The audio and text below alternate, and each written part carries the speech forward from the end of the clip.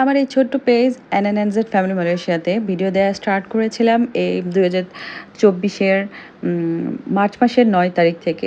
তো 9 তারিখ থেকে আজকে পর্যন্ত মানে অনেকগুলো ভ্লগ আপনাদের সাথে শেয়ার করা হয়েছে। আপনারা সবাই অনেক বেশি পছন্দ করেছেন। তো আজকে ফাইনালি 100তম ভ্লগ সম্পূর্ণ হতে যাচ্ছে। তো সেই উপলক্ষে একটা ডেজার্ট আইটেম শেয়ার করছি, ক্যারামেল মিল্ক পুডিং। তো আশা করছি ভিডিওটা সবার ভালো লাগবে। আসসালামু আলাইকুম এভরিওয়ান, ওয়েলকাম করছি NNNZ ফ্যামিলি মালয়েশিয়াতে। পুডিং তৈরির জন্য একটা বাটিতে আমি 1/4 কাপ চিনি নিয়ে নিয়েছি, সাথে নিয়েছি 4টা রুম টেম্পারেচারে থাকা ডিম। ডিম যদি ফ্রিজে থাকে তাহলে পুডিং তৈরির 1 ঘন্টা আগে বের করে নিতে হবে। এখন সবগুলো উপকরণ ভালোভাবে একটা হ্যান্ড উইস্কের সাহায্যে গুলিয়ে নিচ্ছি, যাতে করে চিনিগুলো সম্পূর্ণভাবে গলে যায়।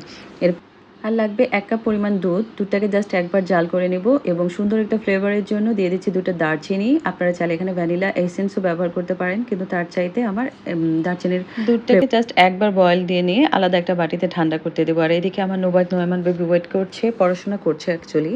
তো পড়াশোনা শেষে তারা ওয়েট করছে কতক্ষণে মাম্মির পুডিং বানানো হবে। তাদের স্ন্যাক্সে আমি পুডিং সার্ভ করব। উপরে খুব সুন্দর একটা কালার নিয়ে আসার জন্য আমরা ক্যারামেল করব। চিনিকে পুড়িয়ে একটা ক্যারামেল তৈরি করব। সেটার জন্য 2 টেবিল চামচ চিনিকে আমি পুড়িয়ে ক্যারামেল তৈরি করে নিয়েছি। বেশি কালার করতে যাওয়ার দরকার নেই, নয়তো তিতা লাগবে। এখন একটা বাটিতে ঢেলে, গরম অবস্থাতে ঢেলে সেট করে নিয়েছি।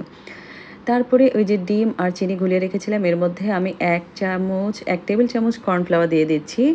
এতে করে যাদের পুডিং ভেঙে যায়, পুডিংটা আর ভাঙবে না। আপনারা চাইলে এই ট্রিক্সটা কাজে লাগাতে পারেন। 1 টেবিল চামচ পরিমাণ কর্নফ্লাওয়ার অ্যাড করে দিবেন। এরপরে যে দুধটা আমি গরম করে রেখেছিলাম, সেটা কুসুম গরম থাকা অবস্থায় ডিমের সাথে মিক্সড করে নিচ্ছি হ্যান্ড উইস্কের সাথে। সবগুলো উপকরণ খুব ভালো মতো গুলিয়ে নেওয়ার পরে একটা ছাঁকনির সাহায্যে ছেঁকে ওই যে বাটিতে পুডিং সেট করব, সেই বাটিতে ঢেলে নিচ্ছি, যাতে করে কোনো লাম্পস না থাকে এবং পুডিংটা খুব স্মুথ হয়। এখন চুলার মধ্যে এই পুডিংটা বসানোর বেলায় একটা বড় প্যান বসিয়ে দিয়েছি। এর মধ্যে কাপড় দিয়ে গরম পানি দিয়েছি পুডিংয়ের বাটিটার একদম নিচ পর্যন্ত। এরপরে পুডিংয়ের বাটিটা বসিয়ে দিয়ে একটা ঢাকনা দিয়ে দিয়েছি 20 মিনিটের জন্য। আর চুলার আঁচটা রেখেছি মিডিয়ামের থেকে একটু বেশি। তো দেখেন নোমান খুব বোরিং ফিল করছে, এখনও পুডিং কেন তৈরি হচ্ছে না। তো দুই ভাই খুব সুন্দর করে খেলা করছে।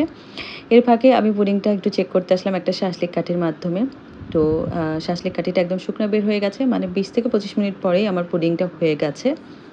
এখন নামিয়ে নেওয়ার পালা। নামিয়ে নেওয়ার পরে আমি ফ্রিজে রেখেছিলাম। ঠান্ডা অবস্থাতেই কখনো আনমোল্ড করতে যাবেন না, এতে করে পুডিং কিন্তু ভেঙে যায়।